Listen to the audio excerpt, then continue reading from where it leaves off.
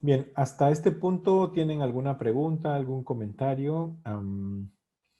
Si no, me gustaría que entremos, que es un poco la parte un poco más amplia, digamos que me gustaría que conozcan cuáles son las medidas de eficiencia energética estándar que se pueden implementar, cuáles son los modelos de gestión energética que las organizaciones pueden implementar, cómo implementar una ISO 50001,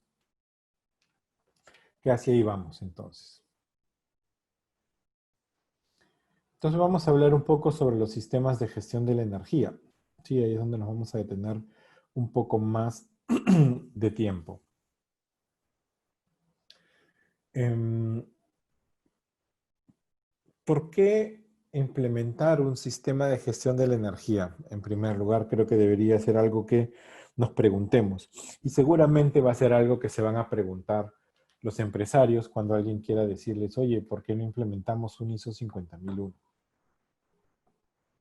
Hay una diferencia muy grande entre lo que es la eficiencia energética o el implementar medidas de eficiencia energética e implementar un modelo de gestión de la energía.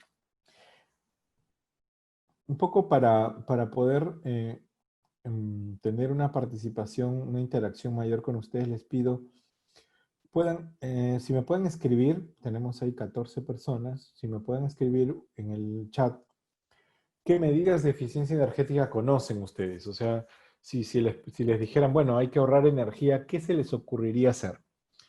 No importa, lo que sea, que los que tengan algún ejemplo o alguna idea de alguna medida de eficiencia energética que se puede implementar o en su casa o en una empresa, ¿qué es lo que propondrían? A ver, si no, yo pregunto así al azar, por acá tengo la lista de los nombres de todos, si no, preferible que puedan comentar algo por ahí. A ver, si no, ¿qué tenemos por acá? Bueno, por ejemplo, Miluska nos comenta cambiar luminarias por luminarias más eficientes, reemplazar equipos o máquinas antiguas, por ejemplo. Muy bien, sí. O sea, tenemos que pensar en qué usa energía, ¿sí? Por ejemplo, a ver, acá tengo a Ruperto Espinosa. Ruperto, ¿puedes activar tu micro, por favor?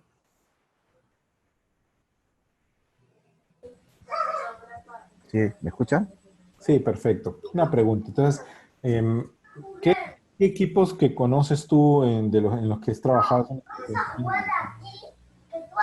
ejemplo. Por ejemplo, cambiar motores eléctricos más eficientes. Estoy diciendo. Muy bien, muchas gracias. Por ejemplo, utilizar motores de alta eficiencia, ¿sí? Eso es una buena medida para ahorrar energía. ¿En verano usan aire acondicionado en sus oficinas o en el trabajo? Los que usan aire acondicionado también implementar medidas de ahorro de energía en los sistemas de aire acondicionado es una buena medida de eficiencia energética, porque los equipos de aire acondicionado consumen cantidades importantes de energía.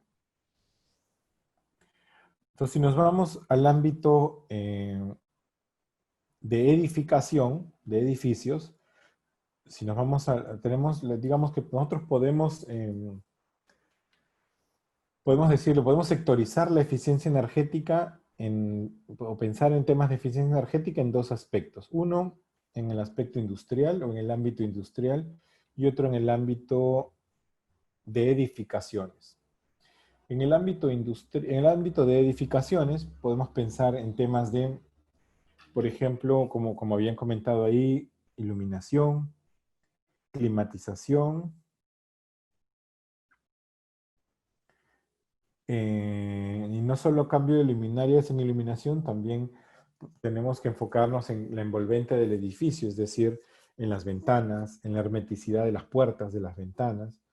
¿Por qué, por ejemplo, en países europeos donde el invierno llega a menos 20 grados, etcétera, las ventanas no son como las ventanas nuestras? Uno mira, vean la ventana de su casa y normalmente las ventanas son de un vidrio simple, ¿no? Delgado, porque ese vidrio no tiene ningún tipo de retención o aprovechamiento, o digamos, de protección térmica sobre el espacio, el cuarto, la habitación.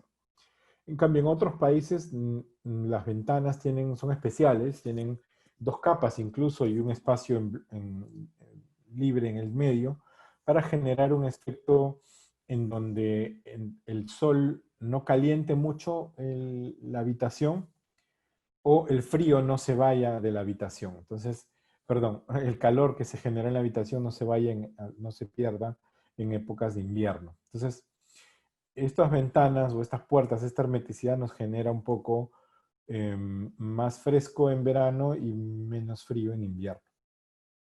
Asimismo, también como comenta Edson en el chat, hablando sobre temas del aprovechamiento de la luz solar, ¿sí?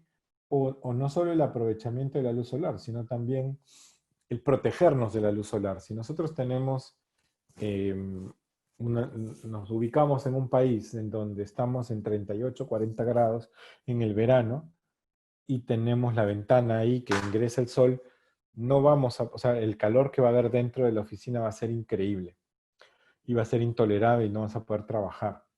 Entonces ahí tenemos que pensar en algunos elementos externos que protejan y que den cierta sombra.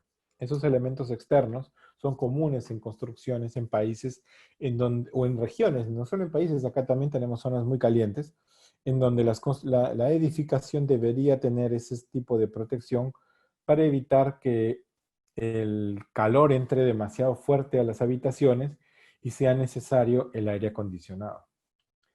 Entonces, hay una serie de medidas que se pueden implementar solamente a la edificación antes de tener que pensar en comprar equipos de aire acondicionado o estufas, ¿sí? Entonces, eso nos quedamos un poco en el ámbito de edificación. Ahora, en el ámbito industrial, por ejemplo, acá veo también un comentario de Eduardo, ¿no? Porque en el ámbito industrial tenemos la caldera que genera vapor porque necesitamos temperatura, hacer algún tratamiento térmico, etc. Entonces, por ejemplo, acá menciona que, claro, este vapor que genera una caldera se transporta en tuberías y estas tuberías que transportan vapor requieren estar también protegidas para que ese calor que tiene el vapor no se pierda por la tubería. Con lo cual, el aislamiento térmico es importante. Entonces, eficiencia energética, nos vamos a hablar de medidas específicas y concretas, tanto en edificaciones como en el sector industrial, para reducir el consumo de energía, ¿sí? Para hacer un uso más eficiente de la energía. Porque, como comenta Eduardo, si tenemos una caldera que transporta vapor, ¿por qué debemos de a esa tubería donde se transporte el vapor tenerle un aislamiento térmico? Porque si no la aislamos de manera térmica se va a perder calor. Y pérdida de calor significa pérdida de energía. Y pérdida de energía significa pérdida de dinero. Entonces, eso es un poco, digamos, en muy pocas palabras, y claro, hay algo, es muy amplio el tema y hay muchas cosas por hablar, pero la eficiencia energética la podemos circunscribir a medidas de ahorro de energía, eh, donde haya un menor consumo, pero mantenga el estándar de trabajo, mantenga el confort, es decir, yo no voy a hacer eficiencia energética apagando las luces de esta habitación, por ejemplo, ni aguantando el calor para no poner un aire acondicionado. Eso tampoco es eficiencia energética, ¿sí? Entonces, eficiencia energética, mantengamos el confort y la producción. Pero son medidas concretas y puntuales. Todas las medidas de eficiencia energética que uno implemente, no hay excepción a esto, si uno implementa esa medida, va a pasar y no hace nada más posteriormente a ello, más o menos a partir de los meses, del mes 8 al mes 12, el ahorro que hemos podido ir generando se va perdiendo en el tiempo, ¿sí? Pero me van a decir, ¿pero por qué? Si ya tengo, por ejemplo, cambié luminarias, esas luminarias son más eficientes y ahí ya no tendría por qué desperdiciar. Sí, hay muchas cosas todavía por hacer, porque hay que mantener ese ahorro. Y para mantener ese ahorro, por ejemplo, hay que limpiar las luminarias. Si no hacemos una adecuada limpieza, otra vez estas se van a opacar, oscurecer y no van a generar la iluminación necesaria. Otra cosa importante es que los hábitos de uso, es decir, de nada me va a servir a mí cambiar luminarias eficientes si es que el personal sigue dejando las luces prendidas, por ejemplo. Imagínense este escenario. Usamos iluminación eficiente y el personal responsablemente usa la luz solamente cuando la necesita, o en lugares en donde no hay mucha circulación, tenemos sensores de presencia o movimiento. ¿Sí? En ese caso estaríamos haciendo un uso adecuado de la energía. En cambio, en otro caso en donde no tengamos un hábito adecuado de consumo, donde dejemos las luces prendidas, donde nos vamos de la oficina y dejamos las luces prendidas, por más que sea eficiente, toda la noche va a estar las luces prendidas y esto no va a ser, va a haber un desperdicio. Entonces, ahí es donde entra la norma ISO. O sea, para eso es útil una ISO 50001. Esta norma ISO 50001 es bastante diferente a las otras. Digamos que tiene requisitos parecidos, casi el capítulo 4, el 5, el 7, pero tiene un par de requisitos específicos que son muy diferentes a las otras normas, con lo cual también hay una importante diferencia, que esta norma se va a poder obtener solamente cuando demuestro que estoy ahorrando energía y mejorando mi desempeño energético. Esta norma no la apruebo solamente con procedimientos o formatos, etc. Entonces, sí solo se aprueba con rendimientos. Entonces, ¿por qué es importante implementar un sistema de gestión? Vámonos a algo un poco más. ¿Qué es un sistema de gestión? Entendamos primero. Pues un sistema de gestión es un conjunto de elementos que van a interactuar y que me van a ayudar a cumplir con una misión, con una política. Por ejemplo, yo tengo como política el ahorro de la energía. Esa es mi política. Entonces, ¿qué voy a hacer dentro de mi compañía para que se cumpla esa política de ahorro de energía? Tengo que implementar una suerte de funciones, tengo que delegar ciertas funciones, responsabilidades, autoridad a algunas personas, tengo que formar personal, tengo que elaborar procedimientos, o sea, hay un conjunto de elementos que se tienen que elaborar para que se pueda cumplir esa política energética. Tengo que capacitar al personal, tengo que sensibilizar al personal. Entonces, eh, la ISO 50001 es ese elemento que hace que el ahorro se mantenga. Sin la ISO 50001 será un proyecto que tenga un inicio y un fin y que no esté usando al máximo el potencial de ahorro que tengo.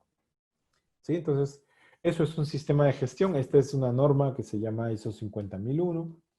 La última versión de esta norma se aprobó hace un par de años, el 2018.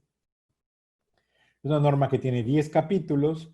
El capítulo 1, 2 o 3 son básicamente definiciones, introducción, aspectos generales. Y a partir del capítulo 4 de esta norma uno puede encontrar requisitos obligatorios. Es decir, una vez que una empresa decide implementar esta norma, va a encontrar en estos requisitos, justamente en estos capítulos, perdón, los requisitos que debe implementar. ¿Qué es lo que debe hacer? ¿Sí?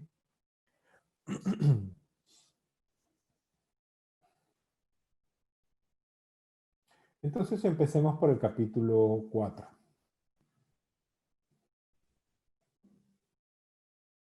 Bien. Digamos que primero debemos de asegurarnos que entendemos el contexto de esa empresa, ¿sí? Es decir, ¿qué tipo de empresa es? ¿Es un hotel? ¿Es una universidad? ¿Es una fábrica de papel? ¿Es una mina? ¿Es una empresa petrolera? Entonces, dependiendo del sector en el que se encuentre, va a tener un contexto. Además, dependiendo en dónde esté ubicada, por ejemplo, si está ubicada en Lima, seguramente no va a tener problemas de abastecimiento de energía eléctrica. Pero si lo ubicamos, por ejemplo, en la selva, ¿sí? En Tarapoto, por ejemplo, puede tener algunos problemas de abastecimiento de energía eléctrica. Entonces, hay algunas zonas en el Perú que todavía las empresas que proveen energía eléctrica no tienen esta garantía de abastecimiento a las 24 horas y que a veces existen algunos problemas de cortes de energía. Entonces, esto va a afectar definitivamente el tipo de organización. En algún caso, esta empresa tal vez sí le convenga tener paneles solares o implementar una caldera de biomasa o algo así, comparativamente con una empresa que esté ubicada, por ejemplo, en Villa El Salvador o en Callao. Entonces, importante comprender el contexto, ver cuáles son esos factores o aspectos externos e internos que afectan el desempeño energético y quiénes son sus partes interesadas, es decir, a quién le interesa que haya una buena gestión de la energía. Partamos por los accionistas, la gerencia, el Ministerio de Energía y Minas, algunos otros entes reguladores, por ahí la competencia o los asociados, qué sé yo. Bueno, la competencia finalmente, si es que una empresa tiene un alto nivel de gestión de la energía, va a tener una muy buena, digamos, va a poder hacer incluso reducir los costos de producción de sus productos, ¿sí? Porque la energía es parte importante, dependiendo del producto, del costo del producto, ¿sí? Fabricar un producto no solamente usa materiales, sino energía. Entonces, imagínense que logre bajar la energía, voy a tener productos más competitivos que serán más competitivos en el mercado.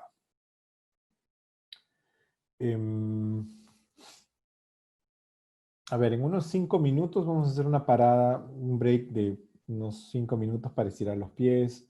Pueden ir a tomar agua, a estirarse un poco, ¿sí? Y así continuamos luego. ¿Qué dice acá? Actualmente el gobierno da algún tipo de incentivo o reconocimiento a las empresas o entidades que han demostrado ahorros energéticos y cuenten. No hay ningún tipo de incentivo actualmente. No. Lo que sí habían programas y para poder implementar la ISO 50001, habían unos programas que daba el Estado para que las empresas pequeñas o medianas implementen ISO 50001.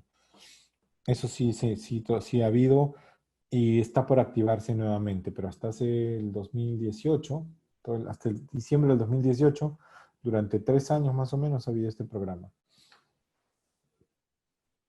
Bien. Entonces, determinar el alcance. Yo me voy a ir mejor a esta lámina, a este gráfico que ven acá para poder hablar sobre el alcance. ¿Esto qué quiere decir? Digamos que tengo una empresa que está ubicada en este perímetro, ¿sí? Esta línea negra. Vamos a ver que acá tiene el edificio 1, el edificio 2 y el edificio 3. Y vamos a ver que utiliza 3 fuentes de energía. Tenemos nitrógeno, electricidad y gas natural. Bueno, nitrógeno va a usar para algunas etapas del proceso. Sencillo. Pero bueno, enfoquémonos en el gas natural y la electricidad, que son los temas que va a hacer accionarla.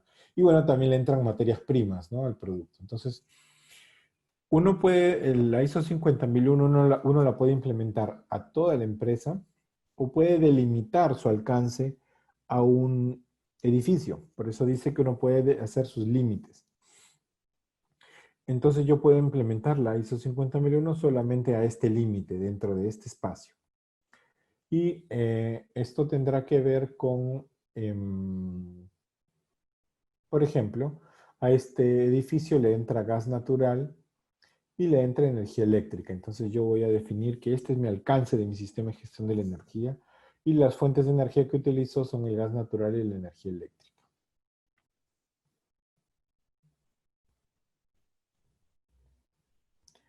Sí, eso quiere decir el alcance, es a donde aplica el sistema de gestión de la energía. Bien. Luego habla sobre algo que es importante en todos estos sistemas de gestión, es que como nosotros queremos y el objetivo principal es que se cumpla la política de ahorro de energía o la política de eficiencia energética, debe haber un liderazgo comprometido con el personal y con los elementos de esta gestión energética para que se cumplan los objetivos. Entonces, hay un requisito que se llama liderazgo, ¿sí? Es decir, debemos de establecer cierta estructura interna para que se pueda implementar el proyecto, para que hagan que las cosas se ejecuten y que el personal se comprometa con las medidas de control que se pongan. También hay que definir una política energética y definir funciones y responsabilidades. De esa manera se demuestra el compromiso de la alta dirección. Entonces, siempre para poder demostrar que tenemos una gerencia, una alta dirección comprometida, debemos de, debe estar involucrada con el proyecto, debe establecerse una política, debe definir su alcance, debe establecer objetivos y metas concretos. Es decir, esta norma no es una norma muy documentaria, casi no pide ningún documento, muy pocos. Pero lo que sí te pide es que logres un ahorro para poder, como les decía, para poder certificar tengo que ya demostrar mejoras en el desempeño energético. Por eso es que debemos definir objetivos y metas concretas. Bueno, yo quisiera reducir en un 3% el consumo de energía a diciembre del 2020. Ok, bueno, ¿qué voy a hacer? Ya está mi meta a diciembre de 2020. Voy a establecer un indicador entonces para poder medir este objetivo y voy a ir implementando medidas para lograr esta reducción. Esta es una norma muy ejecución, de hacer cosas, ¿sí? Entonces también debe de asegurarse que se cumplen los planes de acción, que se disponen recursos necesarios. Es decir, por ejemplo, uno de los recursos súper necesarios para poder generar ahorros de energía es tener medición. Si no tenemos datos de consumo de energía por cada punto, no vamos a poder hacer nada. Solamente con los datos de consumo del recibo de factura es muy limitada lo que se puede hacer. Entonces, lo que vamos siempre a fomentar es implementar sistemas de medición en diferentes puntos de la organización. Y esto va a requerir seguramente algún tipo de inversión. Entonces, va la organización tener que implementar estas mejoras en el largo plazo. Y también debería formar un equipo de gestión de la energía. Un equipo de gestión de la energía va a estar, es algo que se debe de hacer cuando quiero implementar un ISO 50001. Debo de sentar en la mesa al de operaciones, al de mantenimiento, por ahí al de sistema de gestión, por ahí al de compras. Alguien tiene que liderar este proyecto, ¿sí? Alguien que esté, digamos, que esté enfocado en el ahorro de energía. Y este equipo, ¿qué es lo que va a hacer? Este equipo va a tener que hacer un seguimiento al consumo de energía, elaborar los indicadores, presentar los indicadores a la alta dirección e ir implementando las medidas para lograr el ahorro. Y esto se hace con un equipo. Entonces, parte de en esta etapa del proceso, lo que debería hacer la gerencia general es nombrar al equipo a través de un acta, por ejemplo, de nombramiento. Una vez que tiene su equipo de gestión de la energía, debería de implementar una política energética. ¿Qué es una política energética? Una política energética va a ser una declaración de compromiso sobre el tema de la energía, sobre el uso de la energía en la empresa.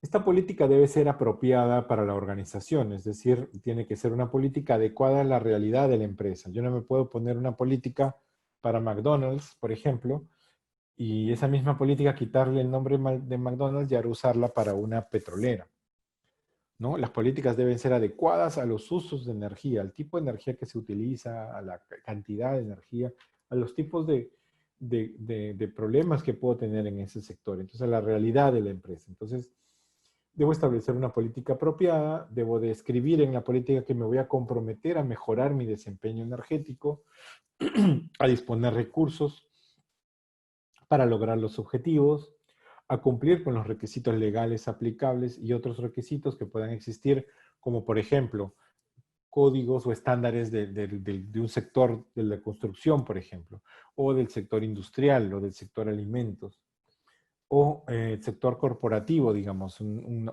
reglamento de la corporativo, del corporativo. Ese también puede ser un requisito reglamentario.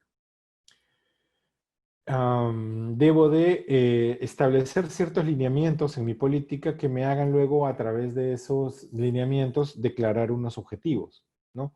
Por ejemplo, yo podría decir en mi política que nos preocuparemos por, en nuestros procesos industriales, implementar medidas que nos logren un alto nivel de eficiencia. Al decir eso, entonces yo ya estoy diciendo que en mis procesos industriales, entonces tendré que pensar o en los motores, o en las calderas, o en el aire comprimido, para establecer objetivos concretos ahí de ahorro en la caldera, o en el aire comprimido, o en los motores. ¿Sí? Por ejemplo. Otros dos compromisos importantes que no se deben de olvidar es que en la política energética debo declarar que voy a apoyar la compra de productos y servicios eficientes energéticamente y también voy a apoyar el diseño de nuevas instalaciones o de equipos que consuman energía. Para que incorporen dentro del diseño especificaciones de eficiencia energética. ¿Sí?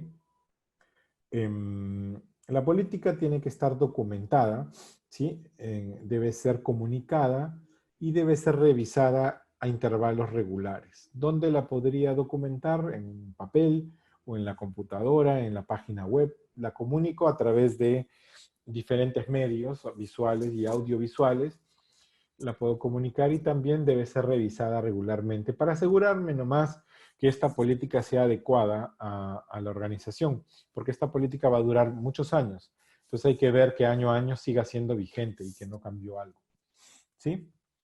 Bien, vamos a tomarnos ahorita, vamos a hacer una pausa de 5 minutos para que puedan pararse, estirar las piernas, traerse un vaso de agua y a las 7:15 regresamos. ¿Sí? Si no tienen ninguna pregunta, entonces voy a poner pausa y regresamos. Para que un sistema de gestión de la energía funcione, debemos de definir algunas responsabilidades, autoridades y delegar funciones para que algunas personas hagan ciertas cosas, como por ejemplo, identificar a quién vamos a necesitar capacitar, identificar qué equipos vamos a necesitar hacerles mantenimiento, qué equipos vamos a tener que cambiar porque ya están muy viejos, dónde vamos a poder instalar sistemas de medición para verificar que el consumo sea controlado, qué tipo de inspecciones vamos a realizar, etcétera. Qué criterios de evaluación de proveedores vamos a implementar. Entonces, es importante asignar estas funciones y asegurarse que los planes se cumplen, que los requisitos están conocidos y que alguien va a tener la responsabilidad de informar con cierta frecuencia a la alta dirección sobre el desempeño energético. Y no solamente sobre el desempeño energético, sino también sobre cómo va el sistema de gestión. Es decir, están funcionando los controles que se han determinado, las personas se están comprometiendo, trabajan, ahorran energía, ¿se está logrando lo que se espera o no? Entonces, importante la delegación de este tipo de responsabilidades para saber cómo gestionar un sistema de gestión, pero cómo gestionar la energía, perdón. Entonces, también importante saber que pueden existir, como todo, existe un riesgo o una oportunidad, ¿no? ¿Qué riesgos podemos estar pensando en temas de energía? Por ejemplo, si no le hago un adecuado mantenimiento a un equipo, voy a tener el riesgo de que ese equipo incremente su consumo o voy a tener el riesgo de que ese producto o ese equipo, digamos, se acorte la vida útil del equipo, ¿no? Se acabe más rápido, se gaste con mayor rapidez. Si no implemento medidas de control de energía o de ahorro de energía, si hubiese un incremento en los precios de los combustibles, voy a estar afectado porque voy a tener un uso ineficiente y toda mi operación está enfocada de esa manera. Entonces, importante, dice acá, que las organizaciones consideren su contexto, consideren sus partes interesadas y determinen qué riesgos y qué oportunidades van a tener que abordar, ¿no? Enfocarse en aquellos procesos que afecten el desempeño energético, obviamente. Y implementen una serie de acciones para gestionar estos riesgos, para que tomen ciertas oportunidades. Por ejemplo, si vemos de que va a haber algún fomento o alguna subvención o algo que va a apoyar a las pymes para implementar sistemas de gestión de la energía, pues debería estar atento a ello y poder postular a ese tipo de subvenciones. Se debe evaluar también la eficacia de estas acciones, es decir, cuán eficaces son las acciones que estamos tomando.